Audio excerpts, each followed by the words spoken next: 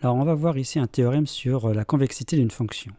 Il y a une autre vidéo qui parle de la convexité et qui fait le lien avec la dérivée seconde. Alors la convexité, vous avez ici une fonction convexe sur cet intervalle-là, vous voyez ça correspond au sourire. Ça veut dire que si on prend n'importe quel point de la courbe, eh bien la tangente, elle est située en dessous de la courbe. Vous voyez la tangente, elle est située. Et ça pour n'importe quelle tangente en la courbe. On dit que la courbe est entièrement située au-dessus de chacune de ces tangentes. Donc le théorème que l'on veut démontrer est le suivant. Si une fonction f est dérivable et de dérivée dérivable, c'est-à-dire c'est là une dérivée seconde, eh bien si la dérivée seconde elle est positive sur cet intervalle, alors la fonction elle est convexe sur cet intervalle-là.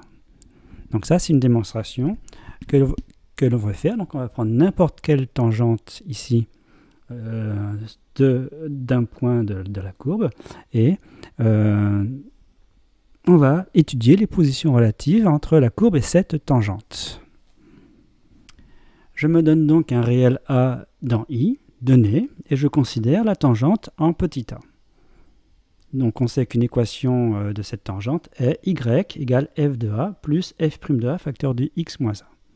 Je vais démontrer que cette tangente, elle est en dessous la courbe sur l'intervalle i. Alors comment on fait les positions relatives en général entre deux courbes? Eh bien on fait le signe de la différence. Donc je vais me prendre pour tout x appartenant à l'intervalle i, il s'agit de démontrer que la différence entre f de x et ça,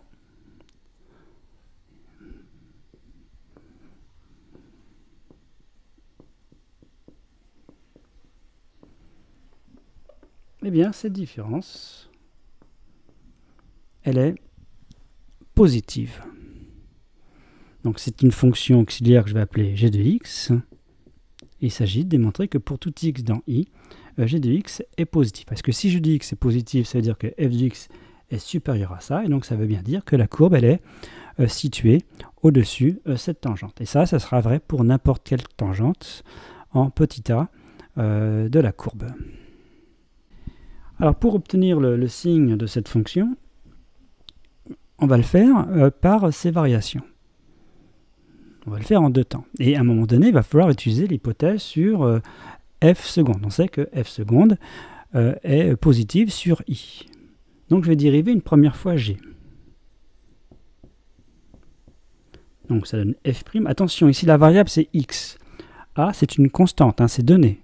Donc il faut voir ici f de a comme une constante. Par exemple, si on avait pris a égale 2, ici c'est f de 2, ici c'est f' de 2, et là c'est 2. Puis x c'est la variable.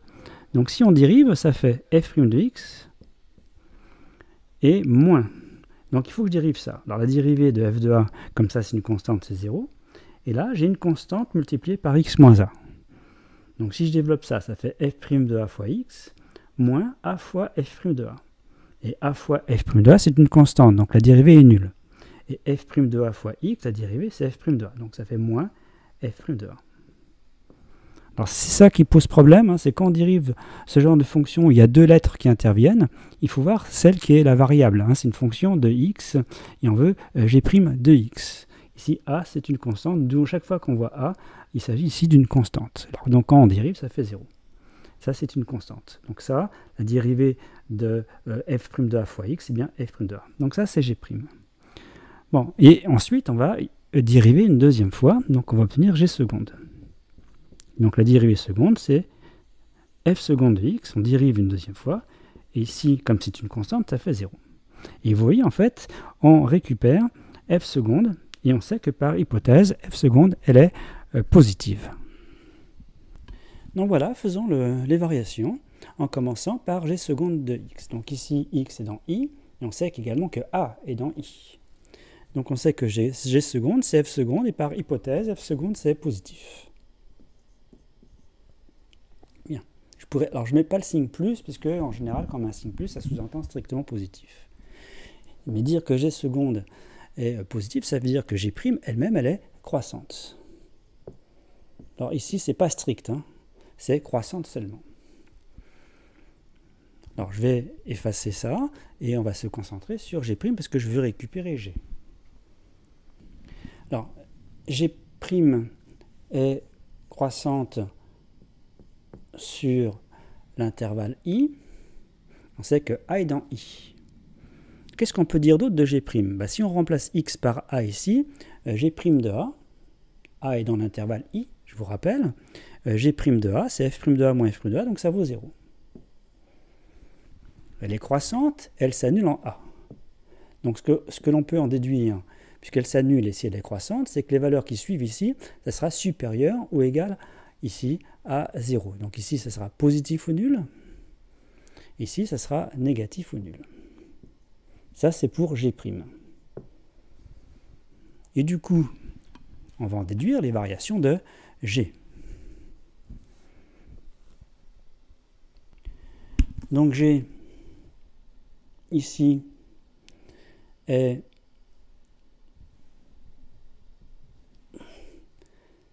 décroissante, puisque G' est négative ou nulle. Et ici, elle n'est pas strictement décroissante, hein.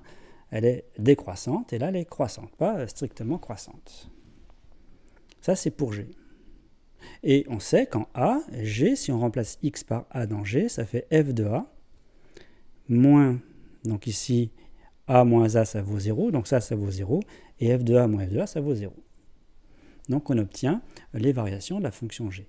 Donc cette flèche-là, je répète, ce n'est pas strictement décroissante, ni strictement croissante, c'est seulement décroissante et seulement croissante. Donc la fonction G, en fait, vous voyez, on obtient les variations, et on obtient que pour tout x dans l'intervalle I, eh bien G de x prend des valeurs supérieures ou égales à 0. Donc ça prend des valeurs supérieures ou égales à 0. Et on a dit en début que dire que ça prend des valeurs positives, c'est-à-dire que ça, c'est donc supérieur à ça, et ça veut bien dire que la courbe, elle est entièrement située au-dessus cette tangente, en petit a. Et ça, c'est vrai, quel que soit petit a dans l'intervalle I. On a donc démontré que si une fonction est deux fois dérivable sur l'intervalle I et sa dérivée seconde positive sur cet intervalle, alors elle est convexe sur cet intervalle, c'est-à-dire sa courbe représentative est entièrement située au-dessus de chacune de ces tangentes.